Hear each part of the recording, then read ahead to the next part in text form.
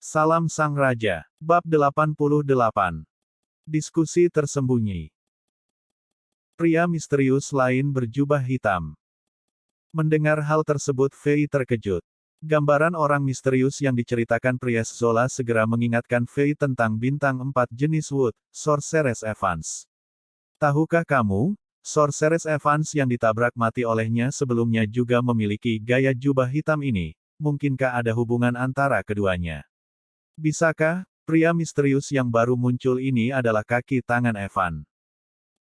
Fei hanya bisa berdoa diam-diam di dalam hatinya, yang terbaik adalah pria berjubah gelap ini tidak ada hubungannya dengan Evans. Kalau tidak itu hanya berarti bahwa situasi peta reruntuhan mythical kemungkinan sekarang sudah diketahui oleh orang lain. Tingkat keparahan masalah ini bahkan jauh melampaui waktu itu ia membunuh Pangeran Kekaisaran tingkat 4.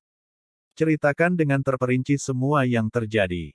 Mata Fei berkilat, langsung menatap ular botak berkaki 2, Zola dan berkata tanpa ruang kompromi.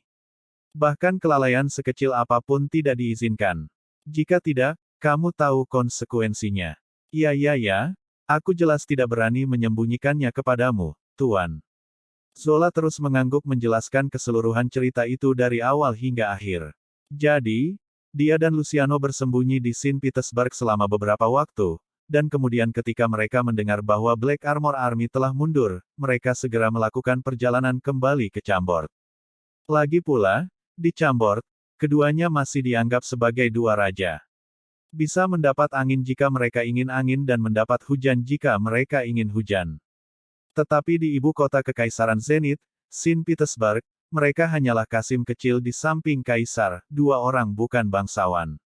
Tetapi dalam perjalanan kembali ke Chambord mereka dihadang oleh seorang pria misterius berjubah hitam yang tiba-tiba muncul. Pria berjubah hitam itu menunjukkan kekuatan yang superior, dan dua pria dari pendeta bintang 3 dan ksatria bintang 3 tidak bisa menang menghadapi mereka. Untungnya, pria ini tidak memiliki rasa permusuhan, dan malah mengungkapkan berita yang sangat penting bagi Zola. Yang mengatakan bahwa selama pertempuran di jembatan batu di kota Chambord, muncul sihir necromancer dengan kekuatan lemah. Kata lemah di mulut lelaki berjubah hitam itu membuat Zola dan Luciano bersemangat. Sihir necromancer adalah kehadiran yang paling dilarang di tahta suci, dan jika keduanya bisa mengetahui apa yang terjadi dan menangkap necromancer lemah itu, mereka pasti akan sangat dihargai, dan tempat mereka di tahta suci mungkin dipromosikan satu langkah lagi. Adapun penangkapan tanpa pandang bulu setelah mereka memasuki kota, itu sebenarnya hanya Zola menggunakan masalah ini dengan membesar-besarkannya, satu sisi untuk dengan gila-gilaan mengumpulkan kekayaan, dan di sisi lain, yang mereka juga tahu bahwa karena mereka tidak membantu pertahanan dan melarikan diri ketika kota berada di bawah pengepungan tentara Black Armor yang pasti menyebabkan tahta suci kehilangan prestise di Chambord, sehingga mereka ingin membangun kembali otoritas lagi. Hanya saja mereka mempertahankan tindakan mendominasi terlalu lama, meskipun itu adalah ular botak berkaki 2 gagasannya, bukan hanya cara peredaan yang digunakan, tetapi yang lebih mengejutkan mereka menggunakan metode yang salah semacam ini yang sebenarnya semakin meningkatkan konflik. Jadi, kita berdua tidak tahu identitas jubah hitam itu juga. Bahkan tidak bisa melihat wajah aslinya. Setelah mendengar laporan jujur Zola, Fei mengerutkan kening dan bertanya. Ya, Yang Mulia, pria misterius itu benar-benar kuat, setidaknya sekitar 4 bintang. Luciano dan aku awalnya memang ingin menangkapnya untuk menanyakan lebih banyak pertanyaan kepadanya, tetapi kami berdua bukan lawannya. Ketika Zola mengatakan itu, dia tiba-tiba menjadi sedikit malu, dan pemimpin ksatria berjenggot Luciano juga mengangguk di samping. Fei menunduk dan menjadi bingung.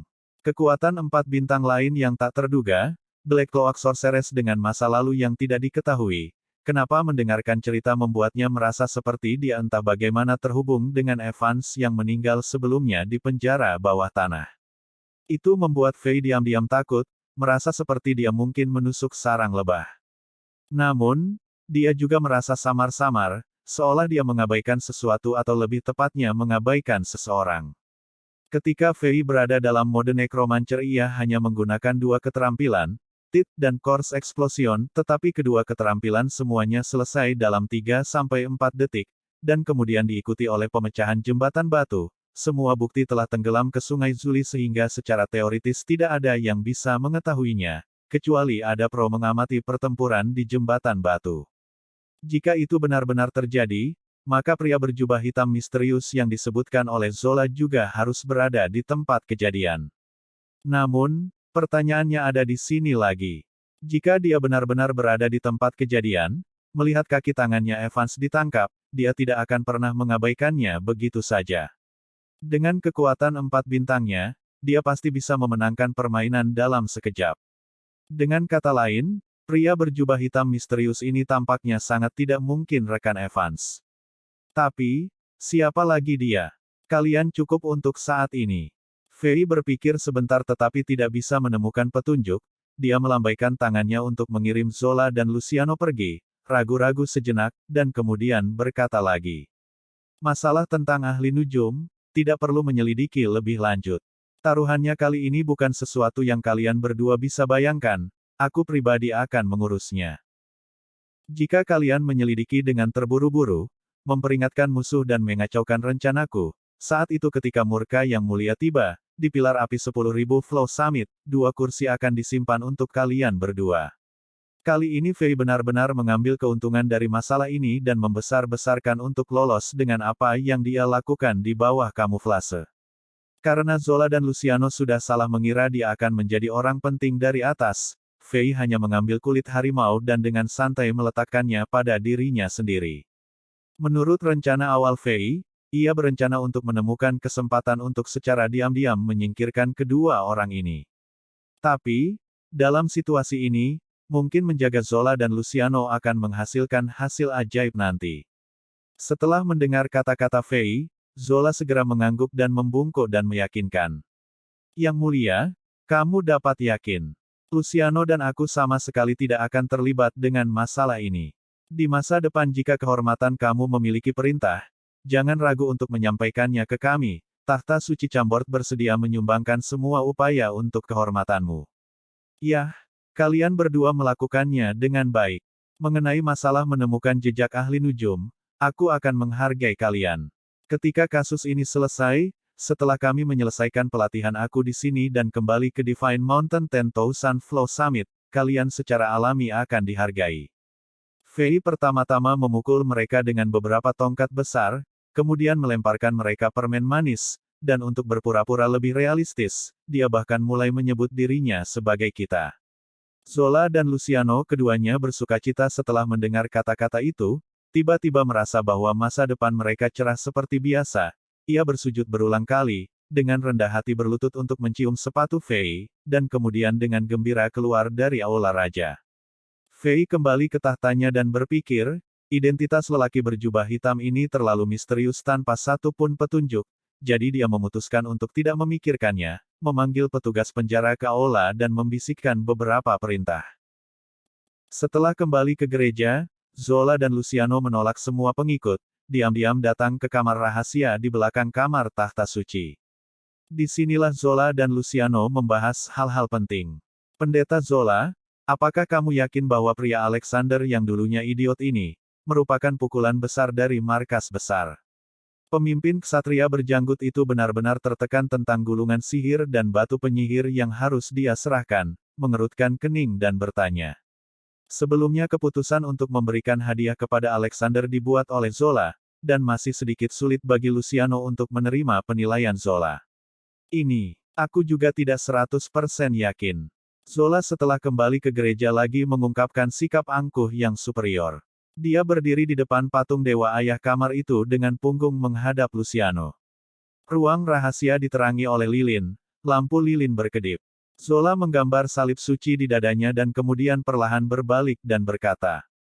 Tapi, jangan lupa, hari ini emas ganda War Ring Alexander yang dicasting hari ini tidak dapat diragukan, kamu juga bisa merasakan kekuatan suci yang menakutkan yang terkandung oleh cincin itu kan. Mungkin bahkan di bawah mahkota Zenith Paus Sergieli, seseorang tidak akan memiliki kekuatan suci yang murni. Itu benar juga, tetapi kamu dan aku tahu, menurut informasi yang kita miliki sebelumnya, Alexander tidak lain hanyalah seorang yang terbelakang sejak ia dilahirkan. Dia sudah bodoh selama hampir 17 tahun, Bagaimana mungkin dia kesayangan dewa? Luciano masih agak ragu. Itu persis seperti yang aku curigai juga. Namun, pada hari ketika tahta suci menilai Paladin nomor 1 Pro Holy Knight Charing, sebelum ketenaran, hanya karena memiliki cacat pada kedua kakinya, dia juga dianggap idiot, dan juga dewa seni bela diri Maradona yang bahkan yang mulia harus sedikit sopan terhadapnya. Karena selama ini tindakannya yang gila tidak berbeda dari orang idiot, di benua Azeroth yang misterius dan luas. Ada terlalu banyak kasus seperti ini. Mungkin Alexander hanya berpura-pura menjadi orang yang terbelakang di masa lalu. Kemudian, pandangan ngeri yang langka melintas melewati mata Zola, dia perlahan melanjutkan dan berkata, "Pak Tua, tiba-tiba aku mendapat firasat buruk. Chambord tampaknya mengandung rahasia yang tidak kita ketahui. Kita mungkin akan menggulung masalah yang seharusnya tidak kita ketahui, seperti apa yang dikatakan Alexander sendiri. Mungkin dia benar-benar melaksanakan perintah yang mulia dan diam-diam menyelidiki sesuatu." Setelah Zola selesai, jejak dingin yang menyilaukan di matanya dan seluruh orang menjadi sangat tertekan. Setelah berbicara selama ini, kamu juga tidak yakin akan identitas Alexander yang sebenarnya. Pemimpin ksatria berjenggot menjadi sedikit cemas. Lalu mengapa kita tidak bertindak setelah mengamati sedikit lebih lama? Tapi kamu bersikeras tidak menunggu untuk memberikan hadiah. Sayang sekali, kotak batu penyihir yang berharga dan gulungan-gulungan ajaib itu. Bahkan ada gulungan hitam yang berasal dari tempat yang misterius. Dan itu kemungkinan besar merupakan gulungan rahasia yang langka. Kamu salah. Waktu dapat dipenuhi tetapi tidak bisa diharapkan atau ditanyakan. Sekali terlewat, kamu akan menyesal selamanya. Bersambung.